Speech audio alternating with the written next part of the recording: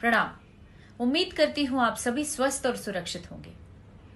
दोस्तों, 2-3 दिन पहले रवि किशन जी ने संसद में अपनी आवाज उठाई थी ड्रग्स के बड़े ही तेजी से पैर पसारने को लेकर फिल्म इंडस्ट्री में। उन्होंने आवाज क्या उठाई, एकदम से हंगामा मच गया। कोई कहता है थाली में छेद कर रहा है तो कोई पूरी की पूरी भोजपुरी इंडस्ट्री पर ही उंगली उठा रहा है। मैं कहती हूं कि अगर इंडस्ट्री में कुछ सुधारने की कोई कोशिश कर रहा है या उसके लिए मांग कर रहा है तो इसमें गलत क्या है। फिलहाल पूरा विश्व जया जी के बातों का जवाब दे रहा है।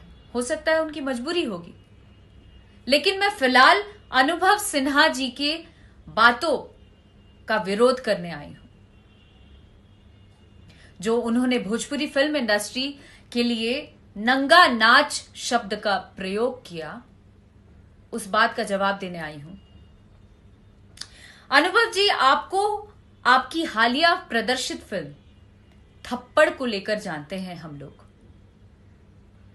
और काफी ऐसा भी सुना है कि आप महिला सशक्तिकरण को लेकर काम करते हैं या उसके लिए लगे रहते हैं। फिर आपने इस तरीके का शब्द कैसे यूज कर लिया? आप तो अपने मातृभाषा को ही गाली दे रहे हैं। जहां तक मैंने सुना है कि आप बनारस से बिलोंग करते हैं और आपकी जो कंपनी है उसका नाम भी आपने बनारस मीडिया वर्क्स रखा हुआ है। बड़ा गर्व भी होता है कि आप हमारे क्षेत्र से आए एक अनुभवी, एक बड़ा नाम लेकर आज वेल स्टैब्लिश्ड हैं। लेकिन मैं आपको आपकी जानकारी के लिए बता दूं कि गुमनाम भोजपुरी इंडस्ट्री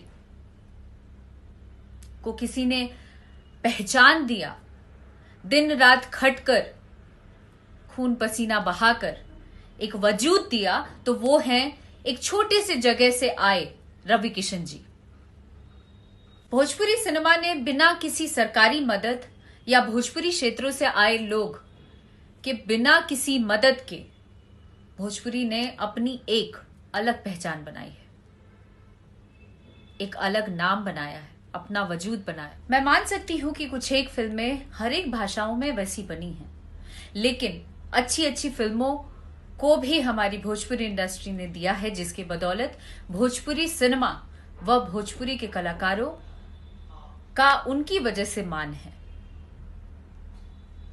आपकी इंडस्ट्री में, आपकी बॉलीवुड इंडस्ट्री में कई लोग चुनाव लड़ने जाते हैं और जमानत तक नहीं बच पाती है। हमारी इंडस्ट्री ने 2-2 सांसद दिए हैं। दुनिया आपके बॉलीवुड इंडस्ट्री की सच्चाई देख रहा है, चाहे वो सुसाइड हो, हत्याकांड हो या ड्रग्स मैटर हो, सब कोई सब कुछ जानता है। और वही कहते हैं ना कि आप करें तो सब कुछ अच्छा और हम करें तो गंदे हैं। वाह, क्या बात है। अनुभव जी, आपको लोग बुद्धिजीवी जानते थे, पर आप बेशक अच्छा काम करें हमारी इंडस्ट्री के लिए भी, पर दूसरों ने जो किया है उसकी निंदा ना करें, उसको गलत ना बोलें। आपको हक है भोजपुरी के लिए अच्छा काम करने का, अच्छे गाने बनाने का, पर एक बात पूछें, आप तब कहां थे जब भोजपुरी की वैसी स्थिति नहीं थी? आज जब भोजपुरी के दिग्गजों ने काम कर कर, मेहनत कर कर भोजपुरी इंडस्ट्री को उस लायक बना दिया, तो आज आप जुम्मा 4 दिन से आए और भोजपुरी पर उंगली उठा रहे हैं। जब भोजपुरी का व्यवसायीकरण हो गया, जब भोजपुरी की रिकवरीज आने लगी, अगर आप उस समय कुछ किए होते हमारी भोजपुरी इंडस्ट्री के लिए, जब कोई नहीं था, जब भोजपुरी बहुत ही गंदी स्थिति में थी, तब मैं आपको साधुवाद देती कि आपने बहुत अच्छा काम किया बॉस। आप तो हमेशा से नेगेटिव बात करते आए हैं। आप पिछले 10 सालों से मोदी जी के भी खिलाफ हैं कि मोदी जी की गवर्नमेंट ना आए, पर हुआ क्या? उनकी ही सरकार चल रही है ना। इसलिए अनुभव जी, आपसे करबद्ध प्रार्थना है कि भोजपुरी इंडस्ट्री, जिससे लाखों लोगों की रोजी रोटी चल रही है, या 28 करोड़ भोजपुरी भाषियों का जो प्रतिनिधित्व कर रहा है, उसके लिए आप गलत ना बोलें प्लीज।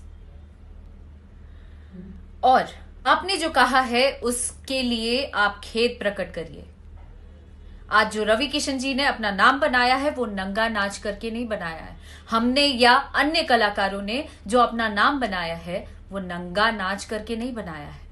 सबसे पहले आप अपनी इंडस्ट्री को देखें, उसमें झांकिए, उसके बाद किसी और पे उंगली उठाइए, यही कहूंगी। निंदा तब करिए जब आप उस काबिल हों। आपकी इंडस्ट्री में भोजपुरी इंडस्ट्री से ज्यादा नंगा नाच होता है।